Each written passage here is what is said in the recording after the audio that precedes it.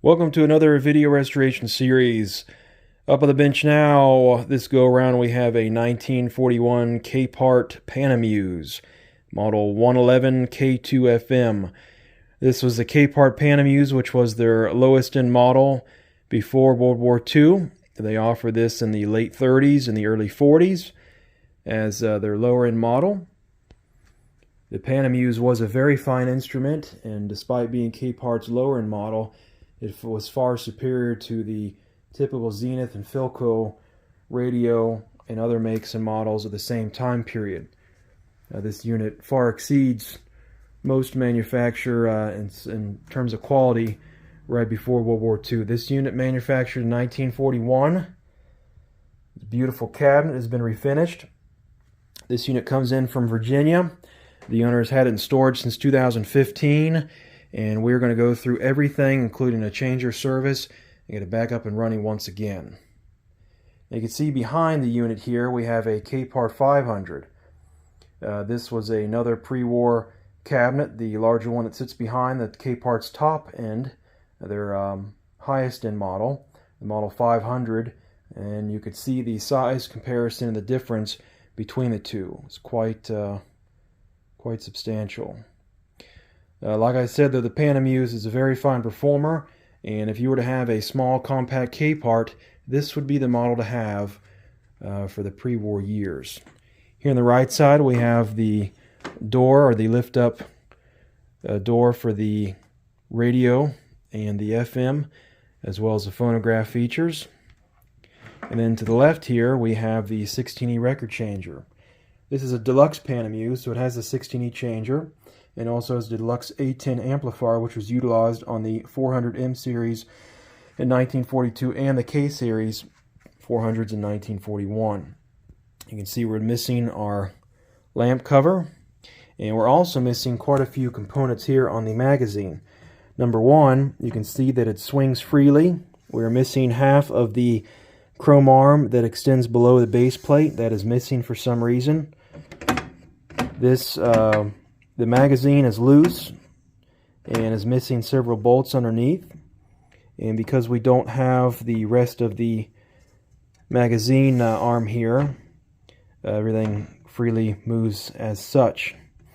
We're missing the reversing arm, the harp, or the arm that comes over to flip the record, so that whole assembly is missing, and we're missing the 3-finger piece that goes below that. So you can see we're missing quite a few items there. We're also missing changer bolts that secure the changer to the cabinet, and this is how I received it, so we're going to work on several of those items for the owner. Everything else appears to be stock and factory. We have new rubber bumpers that were attempted here on the record lift ring, or the magazine tray, or excuse me, the record magazine, or the record lift ring, excuse me. And then we're also missing the bumpers here in the back side as well. So we're going to have to replace those. Actually, my mistake. They're not missing, but they're poorly done.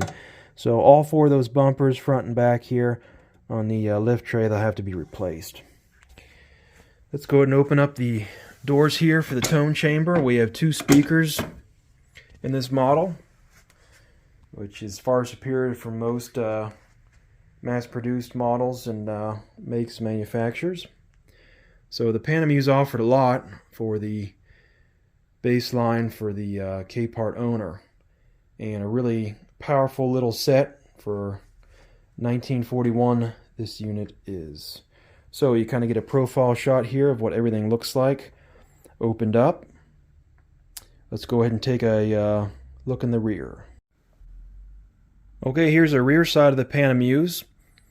This unit utilizes 2 speakers, 1 tuner chassis here up on the left, 1 deluxe A10 amplifier here down at the bottom, and then also we have our junction box, which has our relays for switching to the phonograph features, and we have our motor, transmission, coupling there, and drive shaft line to the 16E record changer right here.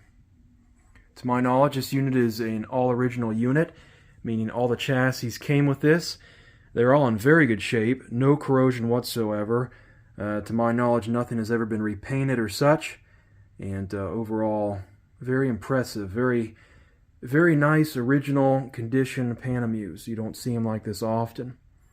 So you can see here we're missing the lower part of the magazine arm, which goes underneath the base plate to where that spring and arm are down there. We have a replacement on hand.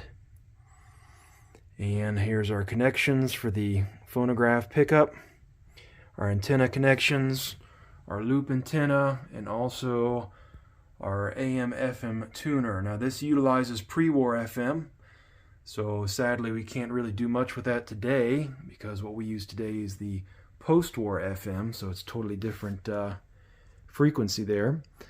But we'll keep all that retained within the original schematic and the original tuner. None of that will be altered. So the radio does not operate, and we're going to have to figure out why. So we're going to get the electronics on a bench. The junction box will service the motor as well as the changer. We will be doing the changer last in this series because it'll be very involved. But aside from that, we'll do a light cleaning and everything will be operating once again. This unit sat in storage since 2015 and we'll have it singing soon for the customer, and looking forward to completing this restoration. And we'll go ahead and start. Next video up, we'll have the electronics completed and you'll get to see what everything looks like out of the cabinet.